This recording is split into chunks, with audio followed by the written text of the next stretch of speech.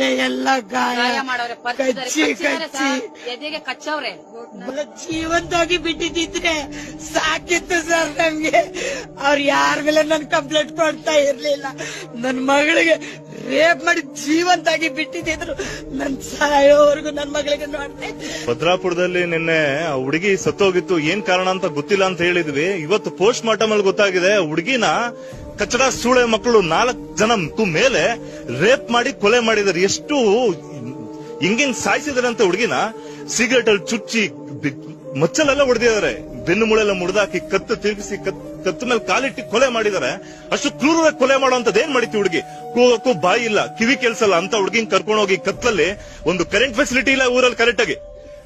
ಇಂತ ಊರಲ್ಲಿ ಹುಡುಗಿನ ಕಿಡ್ನಾಪ್ ಮಾಡ್ಕೊಂಡು ಹೋಗಿ ಅಷ್ಟು ಈಸಿಯಾಗಿ ರೇಪ್ ಮಾಡಿ ಸಾಯಿಸಿ, ಅದು ಬರ್ಬರವಾಗಿ ಸಾಯಿಸಿದ್ದಾರೆ.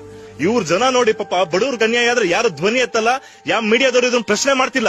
ಒಬ್ಬ ಪೊಲೀಸ್ ಮಗಳು ರಾಜಕಾರಣಿ ಮಗಳಿಗೂ ಆಗಿದ್ರೆ ದೊಡ್ಡ ಹೈಲೈಟ್ ನ್ಯೂಸ್ ಅದೇ.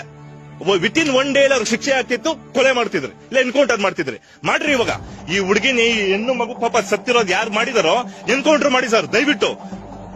ಅದ್ರ ಆದ್ರೇನೆ ಭಯ ಬರೋದು, ಏನಾದ್ರು ಚೇಂಜಸ್ ಆಗೋದು.